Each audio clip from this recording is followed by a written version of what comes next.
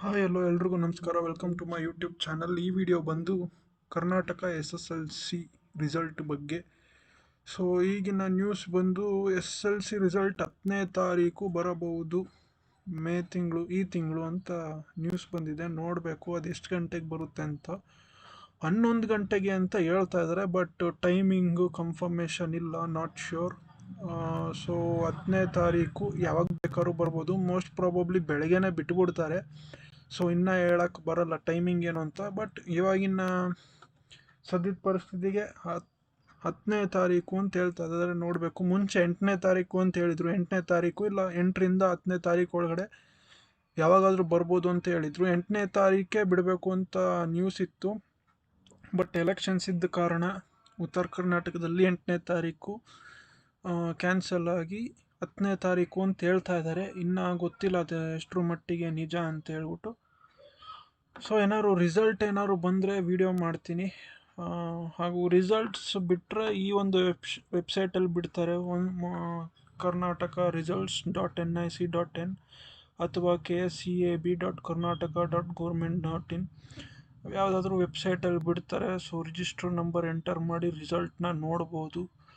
ಆಮೇಲೆ ಇನ್ನೊಂದು ಎಲ್ರಿಗೂ ಗೊತ್ತಿರೋ ನ್ಯೂಸೇ ಇದು, ಆದರೂ ಹೇಳ್ತೀನಿ.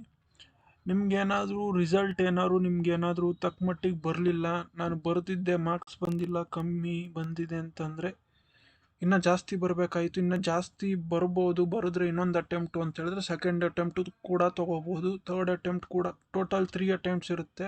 ಮೊದಲನೇ ಅಟೆಂಪ್ಟ್ ಹೆಂಗೋ ಆಗಿದೆ. ಸೆಕೆಂಡ್ ಅಟೆಂಪ್ಟ್ ಕೂಡ ತೊಗೋಬೋದು. ಥರ್ಡ್ ಅಟೆಂಪ್ಟ್ ಕೂಡ ತೊಗೋಬೋದು. ಒಂದು ವೇಳೆ ಇವಾಗ ಏನಾದರೂ ಯಾವುದಾದ್ರೂ ಒಂದು ಸಬ್ಜೆಕ್ಟು ಒಂದು 70-80 ಬಂದಿತ್ತಂದರೆ ಸೆಕೆಂಡ್ ಅಟೆಂಪ್ಟಲ್ಲಿ ಒಂದು 90 ಬಂತು ಅಂತಂದರೆ, so first exam second exam ಇವೆರಡು ಕಂಪ್ಯಾರಿಸನ್ ಮಾಡಿ ಯಾವ ಎಕ್ಸಾಮಲ್ಲಿ ಮಾರ್ಕ್ಸ್ ಜಾಸ್ತಿ ಬಂದಿದೆಯೋ ಇದನ್ನು ಕನ್ಸಿಡರ್ ಮಾಡ್ತಾರೆ. ಅಕಸ್ಮಾತ್ ಫಸ್ಟ್ ಎಕ್ಸಾಮಲ್ಲಿ 90 ಬಂದು ಸೆಕೆಂಡ್ ಎಕ್ಸಾಮಲ್ಲಿ ಇನ್ನೂ ಕಮ್ಮಿ ಬಂದರೆ, ಸೊ ಫಸ್ಟ್ ಎಕ್ಸಾಮು ಜಾಸ್ತಿ ಬಂದಿರುತ್ತಲ್ಲ, ಸೊ ಆವಾಗ ಫಸ್ಟ್ ಎಕ್ಸಾಮ್ನೇ ಕನ್ಸಿಡರ್ ಮಾಡ್ತಾರೆ. ಸೊ ಅದೇನು ಪ್ರಾಬ್ಲಮ್ ಏನಿಲ್ಲ. ಬರಿಬೇಕು ಅಂದರೆ ಸೆಕೆಂಡ್ ಅಟೆಂಪ್ಟ್ ಥರ್ಡ್ ಅಟೆಂಪ್ಟ್ ಕೂಡ ಬರಿಬೋದು. ಆ ಆಪ್ಷನ್ ಕೂಡ ಇದೆ. ಅದು PUC ಇಂಪ್ಲಿಮೆಂಟ್ ಮಾಡಿದ್ದಾರೆ ಅನಿಸುತ್ತೆ. PUC plus SSLC Karnataka SSLC ಕೂಡ ಇಂಪ್ಲಿಮೆಂಟ್ ಮಾಡಿದ್ದಾರೆ. ನೋಡಬೇಕು ಏನಾಗುತ್ತೆ ಅಂತೇಳಿ. ಇನ್ನು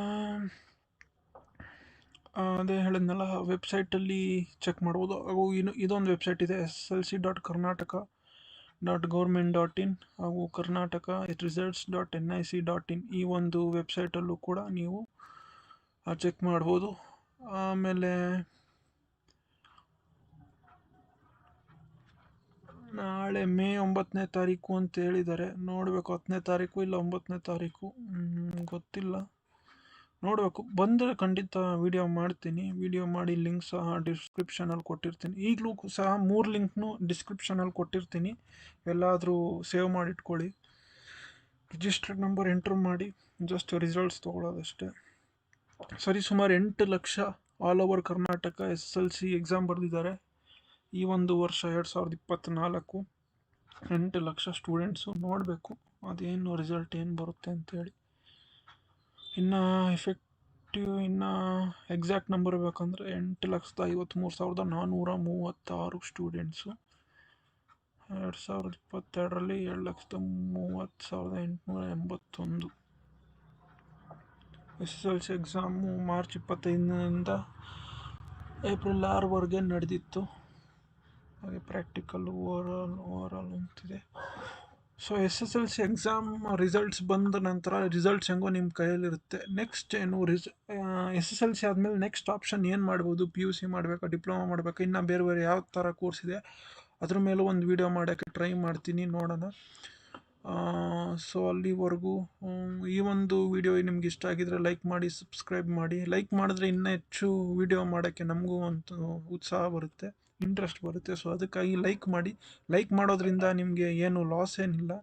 ಇನ್ನು ಯೂಟ್ಯೂಬಲ್ಲಿ ಏನು ಬೇರೆಯವ್ರಿಗೆ ನೋಡೋಕ್ಕೆ ಒಂದು ಆಪ್ಷನ್ ಆಗುತ್ತೆ. ಸೊ ಆದಷ್ಟು ಲೈಕ್ ಮಾಡಿ, ಸಬ್ಸ್ಕ್ರೈಬ್ ಮಾಡಿ, ಹಾಗೂ ಪಕ್ಕದಲ್ಲಿ ಒಂದು ಬೆಲ್ ಐಕಾನ್ ಇರುತ್ತೆ, ಅದನ್ನು ಕ್ಲಿಕ್ ಮಾಡಿ, ಆಲ್ ಅಂತ ಕ್ಲಿಕ್ ಮಾಡಿ. ಅದಾದಮೇಲೆ ಸೊ ಈ ಒಂದು ವಿಡಿಯೋನ ಎಲ್ರಿಗೂ ಶೇರ್ ಮಾಡಿ. 10th ರಿಸಲ್ಟ್ಸ್ ಯಾವಾಗ ಅಂತ ಚೆಕ್ ಮಾಡ್ತಿರೋರಿಗೆ ನಾಳೆ ಇಲ್ಲ 10ನೇ ತಾರೀಕು, 9 ಇಲ್ಲ 10ನೇ ತಾರೀಕು ಬರ್ಬೋದು. ನಾನು ಇನ್ನೊಂದು ವಿಡಿಯೋ ಮಾಡಲಿಕ್ಕೆ ಟ್ರೈ ಮಾಡ್ತೀನಿ. ಸೊ ಅಲ್ಲಿವರೆಗೂ ಥ್ಯಾಂಕ್ ಯು. ಬಾಯ್.